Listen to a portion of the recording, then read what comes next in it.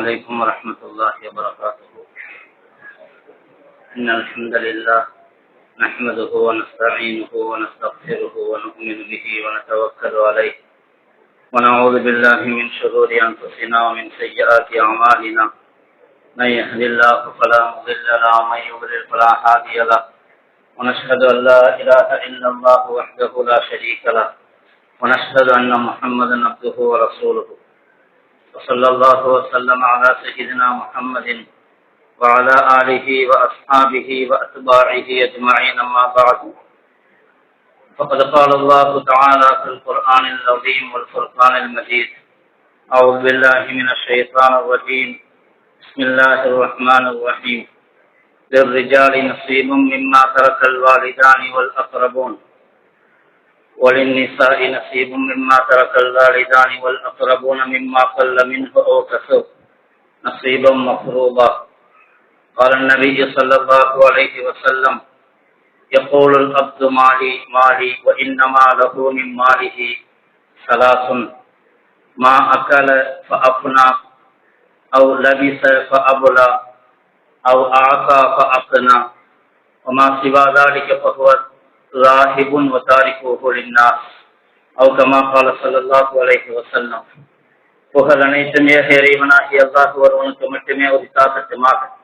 அல்லாஹினுடைய ஸலாத்தும் ஸலாமும் அன்பும் அருளும் நம் உயிரினும் மேலான முஹம்மது ரசூலுல்லாஹி ஸல்லல்லாஹு அலைஹி வஸல்லம் அவர்களின் மீதும், அவர்களுடைய தோழர்கள், குடும்பத்தார்கள், அவர்களை பின்பற்றி வந்த தாபிஈன்கள், தபஉ தாபிஈன்கள், ஃபுகஹாக்கள், ஷுஹதாக்கள், நல்லவர்கள் நம் அனைவரின் மீதும் என்றென்றும் நின்று நிலவட்டுமாக.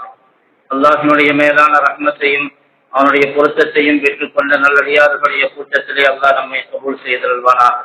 வாழும் காலமெல்லாம் நிம்மதியாகவும் ஆரோக்கியமாகவும் வாழக்கூடிய பெரும்பாக்கியத்தை ரப்புல் ஆலமீன் நமக்கு தந்தருள்வானாக. வாழ்க்கையின் எல்லா நிலைகளிலும் தக்வா என்னும் இறையச்சத்தை எடுத்து நடப்பதற்கு அல்லாஹ் தௌஃபீக் செய்தருள்வானாக. கண்ணியத்திற்குரியவர்களை, குடும்பங்களில் ஏற்படக்கூடிய பலவிதமான பிரச்சனைகளுக்கு ஒரு முக்கியமான ஒரு காரணம், குடும்பங்களுக்கு மத்தியிலே, உறவினர்களுக்கு மத்தியிலே, வாரிசுகளுக்கு மத்தியிலே சொத்து பங்கீட்டில் ஏற்படக்கூடிய பிரச்சனைகள் ஒரு பிரதான காரணமாக அமைந்து விடுகிறது. இதன் காரணமாக அண்ணன் தம்பிகளுக்கு மத்தியிலே பிரச்சனை, அக்கா தங்கைக்கு மத்தியிலே பிரச்சனை, தாய் தந்தைக்கு மத்தியிலே பிரச்சனை, கணவன் மனைவிக்கு மத்தியிலே பிரச்சனை, இப்படி ஏராளமான பிரச்சனைகள் பொருளாதாரத்தின் காரணமாக, சொத்து பங்கீட்டின் காரணமாக ஏற்படக்கூடிய பிரச்சனைகள் ஏராளமானவை. பரவலாக எல்லா குடும்பங்களிலும், ஏதோ சில குடும்பங்களை தவிர பெரும்பாலான குடும்பங்களிலே இந்த பிரச்சனைகள் நிலவிக்கொண்டே இருக்கும். அது காலம் காலமாக இருந்து கொண்டே இருக்கும். அதற்கான முதலாவது பிரதான காரணம் சொத்து பங்கீட்டை நாம் தாமதப்படுத்துவது. ஒருவர் மரணித்து விட்டால் சொத்து பங்கீட்டை எந்த அளவுக்கு நாம் தாமதப்படுத்துகிறோமோ அந்த அளவுக்கு பெரிய பிரச்சனைகள் உருவாகும். எவ்வளவு உடனடியாக சொத்து பங்கீட்டை முடித்துக் கொள்கிறோமோ அந்த அளவுக்கு பிரச்சனைகள் குறைந்து போய்விடும். அல்லாஹு தஆலா குர்ஆனிலே சொத்து பங்கீடு தொடர்பான சட்டங்களை மட்டும்தான் ஒரே இடத்திலே, ஒரே அத்தியாயத்திலே தெளிவாக முழுமையாக சொல்லி இருக்கிறார். தொழுகையை பற்றி, நோன்பை பற்றி, ஜகாத்தை பற்றி, நிக்காகை பற்றி, தலாக்கை பற்றி எல்லாம் சொல்லாத அளவுக்கு, சொல்லாத விதத்திலே அல்லாஹ் வாரிசுரிமையை பற்றி அல்லாஹ் குர்ஆனிலே சொல்லி இருக்கிறார். யுஸீகுமுல்லாஹு ஃபீ அவ்லாதிக்கும் லிذكر مثل حظ الأنثيين என்று ஆரம்பிக்கக்கூடிய தொடரிலே 2 வசனங்களில் ஒட்டுமொத்த சொத்து பங்கீட்டினுடைய சட்டங்களையும் சொல்லி முடித்து வருகிறான் என்று சொன்னால் அது அவ்வளவு முக்கியத்துவம் வாய்ந்தவை. அதற்கு பிறகு அல்லாஹ் சொல்லுவான், தில்க ஹுதூதுல்லாஹ், இவை அல்லாஹ்வுடைய வரம்புகள். சொத்து பங்கீட்டு சட்டம் என்பது உங்களுடைய ஆலோசனைக்கு உட்பட்டதல்ல, நீங்கள் இஷ்டப்படி செய்து கொள்ளலாம் என்பதல்ல. அது தில்க ஹுதூதுல்லாஹ், அவை அல்லாஹ்வுடைய வரம்புகள். யார் அல்லாஹ்வுக்கும் அல்லாஹ்வுடைய தூதருக்கும் வழிபடுகிறாரோ அவர்கள் சொர்க்கம் செல்வார்கள். யார் அல்லாஹ்வுக்கும் ரசூலுக்கும் மாறு செய்கிறார்களோ அவர்கள் நிரந்தரமாக நரகத்திற்கு செல்வார்கள் என்று இந்த சட்டங்களை அடுத்து அல்லாஹ் சொல்வார். அவ்வளவு பெரிய முக்கியத்துவம் வாய்ந்த ஒரு நிலை சொத்து பங்கீடு என்பது. ஆனால் அதிலை தாமதப்படுத்துவது சில சமயங்களிலே சீக்கிரமா சொத்து பங்கீடு செய்து விட்டால் அதை ஒரு ஐபார், ஒரு குறையாக பார்க்கப்படுகிறது. எப்ப சாபான் பார்த்துட்டு இருப்பான் போல தெரியுது. ஆனால் இது ஒரு குறை அல்ல, இது ஒரு குறை கிடையாது, நிறைதான். இது உடனடியாக பங்கீடு செய்வதுதான் முறை. இல்லை, அதை தாமதப்படுத்துகிறோம், குறை, அதை ஒரு குறையாக பார்ப்பது, சமூகம் அதை ஒரு குறையாக பார்ப்பதுதான் தவறு. அப்படி பார்க்க கூடாது. சீக்கிரமாக பங்கீடு செய்வதுதான் முறையானது. ஏனென்று சொன்னால் எப்பொழுது ஒரு வீட்டிலே மூத்து விழுந்து விடுகிறதோ அந்த சமயத்திலே மனம் இலகி போயிருக்கும். எதிரியாக இருந்தாலும் கூட, உறவினர்கள் எவ்வளவு காலம் நீண்ட பகையில் இருந்தாலும் கூட, மௌத்திலே மரணத்திலே மௌத்துடைய விஷயத்திலே ஒன்று சேர்ந்து விடுவார்கள். மூத்தாகி விட்டார் என்று சொன்னால் பார்க்க வருவார்கள். மனம் அந்த சமயத்தில் இலகி போயிருக்கும். ஒரு மௌத்தை கண்ணுக்கு முன்னால் பார்த்திருக்கிறார்கள். மையத்தை ஜனாசாவை தங்களுடைய கண்களால் பார்த்திருக்கிறார்கள். தங்களுடைய கரங்களால் அதை அடக்கம் செய்திருக்கிறார்கள். இந்த சமயத்திலே உலக ஆசை குறைந்த ஆக்கிரத்தை நோக்கிய சிந்தனை அதிகமாக கூடிய ஒரு தருணம். இது மாதிரியான சமயத்திலே அவரவர்களுடைய பங்கை முறையாக பெற்றுக் கொள்வதிலே அவர்கள் கண்ணும் கருத்துமாக இருப்பார்கள். அதிலே முறைகேடு செய்ய மாட்டார்கள்.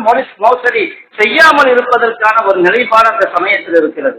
ஆனால் காலம் போக போக சொல்லலாம், சில பேர் நம்ம அண்ணன் தம்பி அக்கா தங்கச்சி நமக்குள்ள என்ன பிரச்சனை, எல்லாரும் நம்ம ஒன்னா சேர்ந்து கூட்டு குடும்பமாக எல்லாவற்றையும் நாம் அனுபவித்துக் கொள்ளலாம் என்று இது ஆரம்பத்திலே சொல்லலாம். நம்மெல்லாம் அண்ணன் தம்பி அக்கா தங்கச்சி என்று. ஆனா காலம் போக போக போக அதுதான் பெரிய பிரச்சனையாக மாறும். எல்லா சமயத்திலும் எல்லா மாதிரியும் ஒரே நேரத்தில் எல்லா நேரத்திலும் ஒரு மாதிரியாக இருக்காது. பிரச்சனை காலம் போக போக ஒருவருக்கு அவர் நிறைய அனுபவிக்கிறார். நாங்க எதையுமே அனுபவிக்கல, எல்லாமே அவருக்கு தான் கொடுக்கணுமா, எல்லாமே அவருக்கு தான் போகணுமா, எங்களுக்கு எதுவும் கிடைக்க கூடாதா என்கிற காசு பணம் என்பது வரும் பொழுது, தேவை அதிகமாகும் பொழுது மனதில் உள்ள குபாலங்கள், கபடங்கள், விரோதங்கள், குரோதங்கள் எல்லாம் வெளியே கொட்டப்படும். ஆரம்பத்தில் அப்படி சொன்னவர்கள் தான் பிறகு பிரச்சனைகளை உருவாக்குவார்கள். சரியத்தில் எந்த அளவுக்கு சொல்லப்பட்டிருக்குன்னு சொன்னால், ஒருத்தர் மூத்தாயிட்டாரு, அவருடைய மனைவி கர்ப்பமாக இருக்கிறாங்க, வயிற்றுல குழந்தை இருக்குது. அந்த குழந்தை உயிரோடு பிறந்தால் அந்த குழந்தைக்கும் சொத்திலே பங்கு இருக்குது. ஆனா குழந்தை பெற வரைக்கும் தாமதிச்சாகணுமா? தாமதிக்க வேண்டிய தேவை. குழந்தைனும் பெறல. புக்கஹாக்கள் இந்த அளவுக்கு சொல்லுவாங்க, குழந்தை பேரு மிக சதீமகமாக இருக்கு. 8 மாசம் ஆயிடுச்சு, 9 மாசம் ஆயிடுச்சு, இன்னும் 1 மாசம் தான் இருக்குது. கர்ப்பம் வெளியே வந்துவிடும், குழந்தை பிறந்துவிடும், அந்த மனைவி பிரசவம் ஆகிவிடும் என்கிற ஒரு நிலைப்பாடு இருந்தால் எதிர்பார்க்கலாம். ஏனென்று சொன்னால், பிறக்கப் போகிற குழந்தை ஆனா பெண்ணா என்று தெரியாது. 2 பேருக்கு மத்தியிலே சொத்து பங்கீட்டிலே வித்தியாசம் வரும். பிறக்கப் போகிற குழந்தை ஒரு குழந்தையா இரட்டை குழந்தையா என்பது தெரியாது. அதன் மூலமாக பிரச்சனைகள் வரலாம். இப்படி பல பிரிவுகளை பிரச்சனைகள் வரும் என்பதற்காக பிரசவம் சமீபமாக இருந்தால் தாமதிக்கலாம், எதிர்பார்க்கலாம். இல்லையானால் உடனடியாக யாராவது பங்கு வைக்கணும்னு சொன்னா பங்கு வச்சிட வேண்டியதுதான். வயிற்றுல உள்ள குழந்தைக்கு சொத்து போகணும்னா என்ன செய்யறது? அதுக்கு வயிற்றுல உள்ள குழந்தைக்கு உரிய சொத்து பங்கை தனியாக எடுத்து வைக்க வேண்டும். அது ஆணாக இருந்தாலோ அல்லது பெண்ணாக இருந்தாலோ எந்த நிலையில் அதிகமான சொத்து கிடைக்குமோ அந்த அதிகமான பாகத்தை எடுத்து தனியாக பெண்ணுக்குள்ள வைக்கணும். குழந்தை பிறந்த பிறகு அவளுக்கு பிறந்த குழந்தைக்கு கொடுக்கணும், அல்லது மீதம் இருந்தால் மற்றவர்களுக்கு கொடுக்கணும். இவ்வளவு தெளிவான சட்டங்கள். வயிற்றுல குழந்தை இருக்கும் பொழுது கூட பிறகு அதாவது அந்த பங்கீட்டை, வாரிசுரிமை பங்கீட்டை தாமதப்படுத்தக்கூடாது என்று இருக்கும் பொழுது வருஷ கணக்கில் நீண்ட காலமாக சில சொத்துக்கள் பங்கீட்டுக்கு 100 வருஷத்துக்கு பிறகு 100 வருஷமாக இருக்கும். சொத்தின் உரிமையாளர் இறந்து 100 வருடங்களாக இருக்கும். பல தலைமுறைகளை கண்டிருப்பார்கள். ஒருவர் மௌத்தா போறாரு, அவருடைய வீட்டில் அவருக்கு 7 வாரிசுகள் இருக்கிறாங்க. அவருடைய சொத்தில் இருந்து பங்கு பெற தகுதியானவர்கள் உதாரணத்திற்கு ஒரு 7 நபர்கள் இருக்கிறாங்க. அந்த 7 நபர்ல 6 நபர் மௌத்தாயிட்டாரு. அந்த 6 நபருக்கும் பிள்ளைகள் வாரிசுகள் இருக்கிறாங்க. அந்த 6 நபருடைய பிள்ளைகளையும் சில பேர் மௌத்தாயிட்டாங்க. இப்படி 2-3 தலைமுறைகள் கடந்து போய்விட்டது. இப்ப அந்த மூலச்சத்துக்கு பங்கு பிரிக்க வேண்டும் என்கிற பிரச்சனை இப்பொழுது வருது. இதனால என்னவாகும்? 100 வருஷ காலமா, 60 வருஷ காலமா, 70 வருஷ காலமா அந்த சொத்து அப்படியே கிடந்து இப்பொழுது பங்கு வைக்க வேண்டும் என்று சொன்னால் யார் யார் வாரிசு இருந்தாங்க லிஸ்ட் தெளிவாக இருக்கணும். இல்லைன்னு சொன்னா யாருக்கும் சொத்து பங்கு வைக்க முடியாது. சொத்தின் உரிமையாளர் யார், அவருக்கு எத்தனை பேர் ஹயாத்த உயிரோடு இருந்தார்கள், அவர்கள் எத்தனை பேர் வஃபாத்தாகி விட்டார்கள் என்பது மட்டுமல்ல, எந்த தேதியில் மௌத்தானார்கள், எந்த தேதியில மௌத்தானாங்க, முதல்ல யார் மௌத்தானாங்க, 2வது யார் மௌத்தானாங்க, எந்தெந்த ஒவ்வொருவரும் மௌத்தான தேதி என்ன, அந்த தேதி உட்பட நினைவில் இருக்க வேண்டும், எழுதி வைக்கப்பட்டிருக்க வேண்டும். அப்படி இருந்தால் மட்டும்தான் அந்த சமயத்தில் தான் சொத்து பங்கீடு செய்ய முடியும். நமக்கு 2 தேதி தான் ஞாபகம் இருக்கும். ஒன்னு பர்த்டே, இன்னொன்னு வெட்டிங் டே. பர்த்டே ஞாபகத்தில் இருக்கும், திருமணமானவங்களுக்கு வெட்டிங் டே ஞாபகம் இருக்கும். ஆனா வீட்டுல மௌத்தானவங்க என்னைக்கு மௌத்தானாங்க பதிவுங்கிறது ரொம்ப முக்கியம். ஆனா நமக்கு அது ரொம்ப காலமாக குறைந்து போகக்கூடிய ஒன்று. நமக்கு அத்தாவுடைய பேரு தெரியும், அத்தாவுடைய பேரு தெரியும், அவருடைய அத்தாவுடைய பேரு கேட்டா பல பேருக்கு தெரியாது. ஏன் தெரியாம இருக்கணும்? ஏன் தெரிஞ்சிருக்க கூடாது? நம்ம குடும்ப வகையராக்களை பற்றி அவர்களுடைய பேர் என்ன, அவர்களுடைய குடும்பம் என்ன, கோத்திரம் என்ன, அவர்களுடைய அண்ணன் தம்பிகள் யார், அவங்க எத்தனை பேர் இருந்தாங்க, அக்கா தங்கச்சிகள் யார், அவங்க எத்தனை பேர் இருந்தாங்க, இந்த பதிவுகள் ஏதாவது ஒரு எத்தனை குடும்பத்தில் இருக்கிறது. அரபுகளுக்கு அந்த பழக்கம் உண்டு. தலைமுறையாக பேரை ஞாபகம் வைத்திருப்பார்கள். அந்த பதிவுகள் இருக்கணும். அவங்க எப்போ பிறந்தாங்க மட்டுமல்ல, எப்போ ஒப்பாத்தானாங்க தேதி குறிப்பிட்டு எழுதப்பட்டிருக்க வேண்டும். இந்த நேரத்தில், இந்த கிழமையில, இந்த தேதியில, இந்த நேரத்தில் ஒப்பாத்தானார்கள், இந்த தேதியில், இந்த நேரத்தில் அவர்கள் அடக்கம் செய்யப்பட்டார்கள். பதிவு செய்து வைக்க வேண்டியது நம்முடைய பொறுப்பு. பதிவில் இருந்தால் அது ஒரு வரலாறு. பதிவு என்பது அதுதான் வரலாறு. நாம் அதை கண்டுகொள்வதே இல்லை, அதை பற்றி யோசிப்பதும் இல்லை. மொத்தா போனா எப்ப சீக்கிரம் அடக்கிட்டு நம்ம வேலையை பார்க்கலாம் இருக்கு. ஆனால் பின்னாடி காலத்தில் அது தேவைப்படும். என்னைக்கு மூத்தானார், எந்த தேதியில மூத்தானாரு தெரியலையே. யாருக்கு தெரியும்? குடும்பத்துல யாராவது பெரியவங்களுக்கு தெரியுமா? அதெல்லாம் முந்தைய மூத்தாயிட்டாங்க, தெரியாது. முதல்ல மூத்தானது யாரு? இவர் தான் மூத்தா இருப்பார்னு நினைக்கிறோம். இவர் தான் ஃபர்ஸ்டா இருக்கும். அப்படி இந்த நினைக்கிறோங்கிறதுக்கு சட்டமே வராது. இந்த நினைக்கிறோங்கிற வார்த்தையை கொண்டு சொத்து பங்கு வைக்கவே முடியாது. அப்படியானால் ஒருவருடைய பங்கை, ஒருவருடைய சொத்தை இன்னொருவர் அநியாயமாக உபயோகித்துக் கொண்டிருப்பார். காரணம், நாம் பதிவு செய்து வைக்காமல் இருந்தது ஒரு காரணம். அதைவிட முக்கியமான காரணம், சொத்து பங்கீட்டு செய்வதை தாமதம் செய்தது ஒரு பெரிய காரணம். எந்த அளவுக்கு தாமதிக்கிறோமோ அதில் பல பிரச்சனைகள் வரும் மட்டும் என்பதல்ல, அந்த சொத்து பங்கீட்டை சரியத் முறைப்படி செய்யவே முடியாமல் போயிடும். யாருக்குமே தெரியாது யார் யார் உறவினர்கள் இருந்தாங்க. இருக்கிறவங்க மட்டும் சொல்லுவாங்க, நாங்க தாங்க சொத்துக்கு சொந்தக்காரங்க, நாங்க தான் இருக்கிறோம், நீங்க தான் இருக்கிறீங்கன்னா உங்களை எப்படி வேறு யாரு இருக்கிறாங்க? அதெல்லாம் யாரும் இல்லைங்க. யாரும் இல்லைன்னு சொன்னா உண்மையிலே இல்லையா அல்லது தெரியலையா? இதெல்லாம் காரணம் என்ன? தாமதமாக காரணமாக. ஒருத்தர் அக்கா இருக்கும்போது சேர்ந்து வேலை செஞ்சாங்க, வீடு கட்டினார். வீடு கட்டும் போது பிள்ளைங்கள்லாம் கொஞ்சம் கொஞ்சம் பணம் கொடுத்தாங்க. ஒருத்தர் 2 லட்சம் கொடுத்தாரு, ஒருத்தர் 3 லட்சம் கொடுத்தாரு, ஒருத்தர் 4 லட்சம் கொடுத்தாரு. எல்லாம் சேர்ந்து ஒரு வீட்டை கட்டினாங்க. வீடு கட்டி வாழ்ற வரைக்கும் வாழ்ந்தாங்க. அக்கா மூத்தாயிட்டாரு. இப்ப சொத்து பங்கு வைக்கணும். இப்ப சொத்து பங்கு வைக்கும் போது என்ன பண்றது? பணம் கொடுத்தவங்க சொல்றாங்க, நாங்களாம் பணம் கொடுத்துருக்கோம், எங்களுக்கு அதிகமா தரணும்னு. இவர் பணம் தரல, அதெல்லாம் கிடையாது, இவர் கம்மியா கொடுத்தாரு, இவர் கூட கொடுத்தாரு. இந்த பிரச்சனை பெரிய பிரச்சனை. நான் தான் நிறைய பணம் கொடுத்தேன், அப்ப எனக்கு தான் அதிகமா கிடைக்கணும். ஆனா ஒரு விஷயத்தை புரிஞ்சு கொள்ளணும். பணம் கொடுக்கறோம்னு சொன்னா எப்படி கொடுத்தோங்கிறது முதலாவது பாயிண்ட். நான் ஒரு ஆளுக்கு ஒரு 1000 ரூபாய் கொடுக்குறேன்னு சொன்னா, ஒண்ணு அவர்கிட்ட ஏதாவது ஒரு பொருளை வாங்கிட்டு 1000 ரூபாய் கொடுத்தேன்னு சொன்னா அந்த 1000 ரூபாய்க்கு பேரு அந்த பொருளுக்கான விலை. அல்லது அந்த 1000 ரூபாய நீங்க வச்சுக்கோங்க பத்திரமா, பிறகு வாங்கிக்கிறேன்னு சொன்னா அதுக்கு பேரு அமானிதம். அல்லது 1000 ரூபாயை கொடுத்துட்டு நீங்க செலவு செஞ்சுக்கிங்க பிறகு கொடுங்க அப்படின்னு சொன்னா அந்த 1000 ரூபாய்க்கு பேரு கடன். அல்லது ஒரு 1000 ரூபாய் கொடுத்துட்டு உங்க வியாபாரத்துல இதை போட்டுக்கோங்க, எனக்கு வியாபாரத்துல லாபத்துல பங்கு கொடுக்குன்னு சொன்னா இதை கூட்டு வியாபாரம். அல்லது 1000 ரூபாய் கொடுத்து நீங்க வச்சுக்கோங்க அப்படின்னு சொல்லிட்டு அதுக்கு பேர் அன்பளிப்பு. ஒரு பணம் கைமாறுகிறது என்று சொன்னால் அந்த பணம் கைமாறும் பொழுது அதற்கு ஒரு பெயர் கண்டிப்பாக வரும். நீங்க கொடுத்த பணம் என்ன பணம்? அது கடனா கொடுத்தீங்களா, அன்பளிப்பா கொடுத்தீங்களா, எவ்வளவு கொடுத்தீங்க, எந்த எந்த விதத்தில் கொடுத்தீங்க, அக்காவுக்காக கொடுத்தீங்களா, அக்கா வீடு கட்டார் கேட்கிறாரு கொடுத்துட்டோம். அப்படியெல்லாம் கொடுத்திருந்தால் பிறகு ஒரு காலத்திலே எங்களுக்கு அதிகமாக பங்கு வேண்டும் என்று கேட்பதற்கு உரிமையே கிடையாது. முறைப்படியாக எழுதப்பட்டிருக்க வேண்டும். நாங்க 5 லட்ச ரூபாய் கொடுத்துருக்கிறோம், இது கடனாகத்தான் கொடுக்கிறோம், பிறகு நாங்க வாங்கிக்கிடுவோம். அல்லது இந்த வீட்டில எங்களுக்கு ஒரு பங்கு வேண்டும், இந்த பணத்திற்கு பகரமாக நாங்க ஒரு 10 லட்ச ரூபாய் கொடுத்துருக்கோம்னு சொன்னா அதுக்குரிய பங்கு தனியாக எங்களுக்கு வேண்டும். எழுத்துப்பூர்வமா பின்னாடி காலத்துல பிரச்சனை வரும் பொழுது எழுத்து மட்டும்தான் பேசும். நாங்க அப்படி கொடுத்தோம், இப்படி கொடுத்தோம், சண்டை போடுறாங்க, ஏற்றுக்க மாட்டேங்கிறாங்க, அவங்க அப்படி சொல்றாங்க, நாங்கெல்லாம் கஷ்டப்பட்டு கொடுத்தோம். கஷ்டப்பட்டு கொடுத்ததுதான். ஆனால் பிரச்சனைக்கான ஒரே காரணம் பதிவு இல்லாததுதான். அல்லாஹ் தஆலா குர்ஆன்ல ஆகப்பெரிய வசனம் என்ன வசனம் தெரியுமா? சூரத் அல்-பக்ராவுல இருக்கிற யா அய்யுஹல்லதீன ஆமனு இதா ததாயன்தும் பிதைனின், ஆகப்பெரிய வசனம் குர்ஆன்ல இருக்கிற ஆகப்பெரிய வசனமே உங்களுடைய கடன் கணக்கை எழுதி வைக்க வேண்டும் என்பதுதான். யாருக்காவது 10,000 ரூபாய் கொடுத்தீங்க, ஒருத்தர் வியாபாரத்துக்காக 10 லட்ச ரூபாய் கொடுத்தீங்கன்னா முதல்ல எழுதுங்க, சாட்சி கையெழுத்து வாங்குங்க. நாம நண்பருங்க, ஃப்ரெண்டுங்க, ரொம்ப அவ்வளோ நெருக்கம், அவ்வளோ க்ளோஸா இருக்கிறோம் அப்படின்னு பணத்தை கொடுத்தாச்சு. நாளைக்கு ஒரு நாள் பிரச்சனை வந்துருச்சு, அவர் பணம் சும்மா கடனா கொடுத்தாருங்க, நான் கொடுத்துட்றேங்க. இல்ல இல்ல நான் பிசினஸ்ல தான் கொடுத்தேன், இல்லைங்க நான் அப்படிலாம் நினைச்சு வாங்கலங்க. அப்ப என்னங்க ப்ரூஃப் இருக்குது? ஒரு ப்ரூஃப் இல்லை, எழுத்து இல்லை. எழுத்து இல்லாட்டி எதுவும் பேசாது. எதுவுமே பேசாது. என்ன தமிழ்ல சொல்லுவாங்க, காப்பும் பணம் என்று வந்துட்டா வாயும் வயிறும் அண்ணன் தம்பியாக இருந்தாலும் வாயும் வயிறும் வேற வேறதான். அண்ணன் தம்பியாக இருந்தா கூட காசு பணத்துல வேறு வேறு. அங்கே எழுத்து தான் பேசும். எழுதி வைக்கப்பட்டிருக்க வேண்டும். எவ்வளவு கொடுத்தோம், எந்த தேதியில கொடுத்தோம், யாருக்கு கொடுத்தோம், எந்த நோக்கத்துக்காக கொடுத்தோம், எந்த விஷயத்துக்காக நம்ம கொடுத்தோம் அப்படிங்கிறது எழுதப்பட்டிருக்க வேண்டும். அதே மாதிரிதான் குடும்பத்துக்குள்ள நம்ம பணம் கொடுக்கிறதாக இருந்தாலும் அந்த சமயத்தில் எழுதி வைக்கணும். நிறைய பேருக்கு ஒண்ணு தெரியறதில்லை, அல்லது நம்ம தெரியாம இருக்கிறது தவறுன்றும் தெரியறதில்லை. எல்லாம் தெரியாது, எங்களுக்கு தெரிஞ்சிருக்கணும்.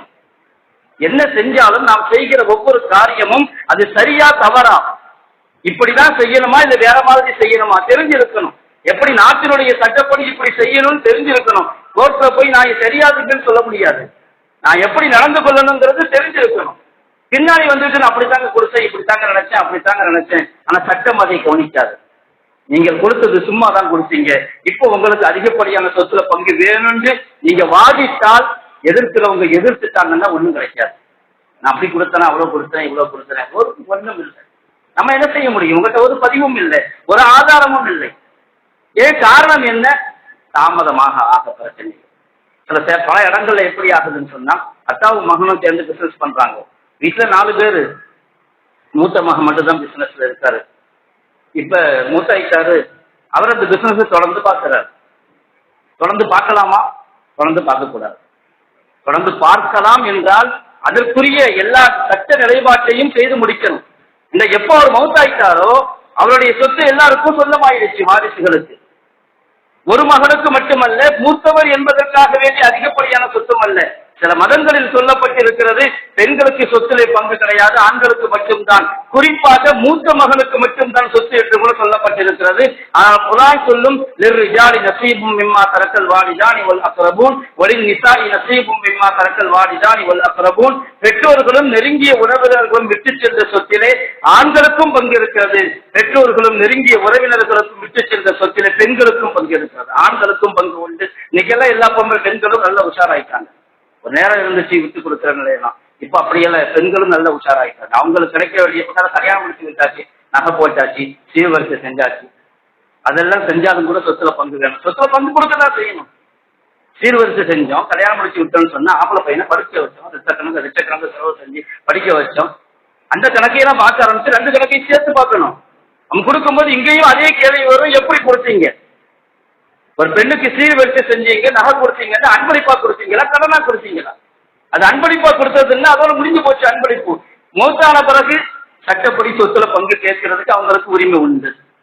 அப்படின்னு ஆண்கள் சொன்னா செலவு செய்யணும். அப்படின்னு ஒவ்வொரு செலவையும் தனித்தனியா பிரிக்கணும். இந்த பையனுக்கு இவ்வளவு செலவு செஞ்சிருக்கிறேன், இது என் சொத்துல இருந்து கழிச்சுக்கணும். அதே மாதிரி மகளுக்கு இவ்வளவு நகை போட்டிருக்கிறேன், சொத்துல இருந்து இதெல்லாம் நடக்கிற காரணம் இல்லை. பெண்கள் ரொம்ப உஷாராயிருவாங்க, எங்களுக்கும் பங்கு கண்டிப்பா பங்கு இருக்கத்தான் செய்யும். அவங்களா விட்டு கொடுத்தாது வேற விஷயம். ஆனால் கேட்குதல் என்று வரும்பொழுது கண்டிப்பா கொடுத்தாரு. இப்ப பெரிய மகன் மட்டும் அந்த வியாபாரத்தை தொடர்ந்து செய்யறாரு, லாபத்துல பங்கு வந்து கொண்டே இருக்குது. மற்றவங்களுக்கு யாருக்கும் எதுவும் கொடுக்கறதில்லைன்னு சொன்னா அவர் செய்யற மிகப்பெரிய அநியாயம். ஏனென்று சொன்னால் அத்தா இருக்கிற வரைக்கும் தான் அது அத்தாவுடைய சொத்து.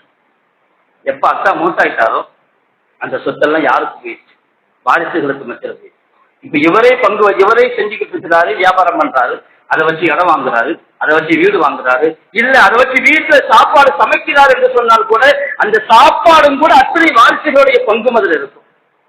அத்தனை பேருடைய பங்கையும் சேர்த்தா சாப்பிட்டுக் கொண்டிருக்கிறார்.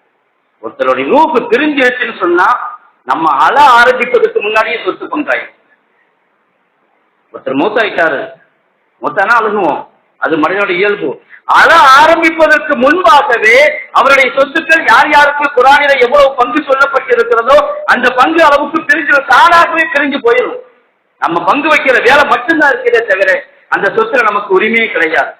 அல்லாஹ் சொல்லுவான் குர்ஆன்ல, மிம்மா கல்ல மின்ஹு சொத்துல இது கம்மியாக இருந்தாலும் சரி, கூட இருந்தாலும் சரி, அவர் வைத்திருந்த மொபைலாக இருக்கட்டும், ஏன் அவர் போற்றி நடமாடக்கூடிய செருப்பாக இருக்கட்டும், அதுவும் கூட அந்த சொத்தினுடைய பங்குல வரும். யாரும் வாரிசுடைய அனுமதி இல்லாமல் இருக்க முடியாது. சொல்லுவாங்க, எங்களுடைய தகப்பனார் மூத்தாயிட்டாங்க. மூத்தான சமயத்தில் எல்லாருமே சோகமாக இருந்தோம். அப்ப எங்க வீட்டுக்கு அப்துல் ஹை ஆரிஃபி ரஹிமஹுல்லா அவர்கள் வந்திருந்தார்கள். வந்து அவங்களும் ரொம்ப சோர்வாக இருந்தாங்க. இல்லை இப்பதான் மூத்தாகி கப்பன் செஞ்சு முடிச்சுட்டு சோர்வாக இருக்கக்கூடிய நேரம். அப்ப அவங்க ரொம்ப சோர்வாக களைப்பாக இருக்கிறாங்கன்னு சொல்லி எங்க அக்கா உபயோகித்த ஹமீரா என்கிற ஒரு பானம் இருந்துச்சு. அதை குடிச்சா கொஞ்சம் தெம்பு வரும், அதை எடுத்து கொண்டு வந்து குடிச்சேன். இதை பண்ண குடிங்கன்னு சொன்னேன். எங்க இருந்து எடுத்துட்டு வந்தீங்கன்னு கேட்டாங்க. எங்க அக்காவுடைய தலைமாட்டில் இருக்குது. அவங்க அப்பா தாய் அடக்கியாச்சு, அவங்க தலைமாட்டில் இருந்தது. எப்படி நீங்க எடுத்து எங்கிட்ட கொடுக்க முடியும்னு கேட்டாங்க. இதுல எல்லா வாரிசுகளுடைய பங்கும் அந்த குடிபாலத்தில் இருக்கிறது. அந்த மருந்தில் கூட எல்லா வாரிசுகளுடைய பங்கும் இருக்கிறது. எல்லா வாரிசுகளுடைய அனுமதி இல்லாமல் எப்படி எடுத்துட்டு வந்தீங்கன்னு கேட்டாங்க. வீட்டு உள்ளவங்க அவ்வளவு பேரும் சேர்ந்து சொன்னாங்க, நாங்க எல்லாருமே வாரிசுகள் இருக்கிறோம், எல்லாருமே வயதுக்கு வந்தவர்கள், நாங்க எல்லாரும் விரும்பித்தான் தருகிறோம், குடியுங்கள் என்று சொன்னாங்க. அதுக்கு பிறகு குடிச்சாங்க. இதுக்கு பேர் சொத்துரிமை. அவருக்கு ஒருத்தருக்கு மட்டுமல்ல, எல்லாருக்கும் பங்கு ஆயிடுச்சு. மொத்தா போயிட்டாங்கன்னா சின்ன சின்ன பொருளிலும் அத்தனை பேருடைய பங்கு பிரிஞ்சு போயிடும். அப்ப உடனடியாக எவ்வளவு சீக்கிரம் சொத்து பங்கீடு செய்கிறோமோ அந்த அளவுக்கு பிரச்சனைகள் தவிர்க்கப்படும், சண்டை சச்சரவுகள் தவிர்க்கப்படும். குறிப்பாக பிரச்சனைகள் என்று வரும் பொழுது சொத்தில விட்டு கொடுப்பது ரொம்ப சிறந்தது. காசு பணத்தில விட்டு கொடுப்பது, விட்டு கொடுப்பதன் மூலமாக எல்லாருடைய ஆக்கிரத்தும் சிறப்பாக இருக்கும். காசு பணம் இன்னைக்கு இருக்கும், நாளைக்கு போயிடும். ஸல்லல்லாஹு அலைஹி வஸல்லம் சொல்லுவாங்க, எப்பொழுது அப்து மாலி மாலி, ஒரு அடியான் சொல்லுகிறான், மனிதன் சொல்லுகிறான், என்னுடைய சொத்து என்னுடைய சொத்து, எனக்கு அங்க 4 ஏக்கர் இருக்குது, இங்க 5 ஏக்கர் இருக்குது, இங்க 10 ஏக்கர் இருக்குது, அந்த பேங்க் பேலன்ஸ்ல ஒரு 7 கோடி, இங்க ஒரு 5 கோடி, இங்க ஒரு 10 கோடி, மொத்தம் 150 கோடிக்கு சொத்து இருக்கிறது சொல்லிக்கொண்டே இருக்கிறான். அவ்வளவு சொத்து இருந்தாலும் அவனுக்கு என்று சொத்து என்று சொன்னால் அவனுக்குரிய சொத்து 3ஐ தவிர வேறு எதுவுமே கிடையாது. ஒன்று மா அக்கல அப்புனா அவ லபிச அப்புலா, 2 விஷயத்தை சொல்லுவாங்க. ஒன்னு சாப்பிட்டு அழிந்து போனது, உடுத்து முக்கி போனது. நம்ம பாஷையில சொல்றாங்கன்னா உண்டு கிடைச்சது, உடுத்து கிடைச்சது. இந்த 2 தான் நமக்குரியது. நம்ம சாப்பிட்டோம், நமக்கு எவ்வளவுதான் சொத்து 100 கோடி சொத்து வச்சிருந்தாலும் நம்ம எதுவும் அதுல இருந்து அனுபவிக்கல. எனக்கு அங்க சொத்து இருக்குது, இங்க சொத்து இருக்குது, நம்ம மூத்தா போயிட்டு அதனால என்ன பிரயோஜனம்? நமக்கு அவ்வளவு சொத்து இருந்து வாரிசுக்கு எடுத்துட்டு போயிடுவான், நமக்கு ஒண்ணும் இல்லை. 3வது சொன்னாங்க ஆத்தா பாத்தனா, தான தர்மங்கள் செஞ்சார், அவரை சேமித்து வைத்துக் கொண்டார், நல்ல காரியங்களுக்கு செலவு செஞ்சார், சதக்கா செஞ்சார், இருக்கும் பொழுது அள்ளி கொடுத்தார், நல்ல சுகமாக இருக்கும் பொழுது அள்ளி கொடுத்தார். அதன் மூலமாக நன்மை கிடைக்கும், கியாமத்திலே நன்மை கிடைக்கும். இல்லை என்று சொன்னால் அதை தவிர அதை தவிர உண்டானது அத்தனையும் மக்களுக்கானது, இவருக்கானதல்ல. இப்படிப்பட்ட ஒரு நிலையில பிரச்சனைகள் என்று வரும் பொழுது விட்டு கொடுக்க வேண்டும். ஒருத்தருடைய சொத்து மற்றவங்களுக்கு அநியாயமா போச்சுன்னு சொன்னா அது பெரிய அநியாயம், அவர் அதை செய்யக்கூடாது. ஒரு கால் நம்முடைய சொத்து இன்னொரு ஆள்கிட்ட போயிடுச்சுண்டா, அவர் மூத்தாயிட்டாரு, மன்னிச்சு விடுறதால் நமக்கு என்ன நஷ்டம் கிடையாது, கண்டிப்பா லாபம் இருக்கிறது. அல்லாஹ் சொல்லுவான் குர்ஆனிலே, அலா துஹிப்பூன யக்ஃபிரல்லாஹு லக்கும் வல் யாஃபு வல் யஸ்ஃபஹு, நீங்கள் மன்னித்து விடட்டும், கண்டு கொள்ளாமல் விட்டு விடட்டும். ஏன் நீங்கள் அல்லாஹ் உங்களை மன்னிப்பதை நீங்கள் தெரியப்படவில்லையா? பெரிய கிஃப்ட் இது. அலா துஹிப்பூன யக்ஃபிரல்லாஹு லக்கும், அல்லாஹ் உங்களை மன்னிப்பதை நீங்கள் தெரியப்படவில்லையா? நீங்க நம்ம சொத்து அடுத்தவங்க போயிருச்சு, அவன் அனுபவிச்சா அனுபவிக்கல, மூத்தா போயிட்டாரு, மன்னிச்சு விட்டுட்டா, நமக்கு அல்லாஹ்வுத்தாலா மன்னிப்பை கொடுப்பான் கியாமத்துல. அதனால சொத்து விஷயத்துல விட்டு கொடுக்கக்கூடிய மனோபாவம் தான், மனோநிலை தான் பிரச்சனைகளுக்கான தீர்வு.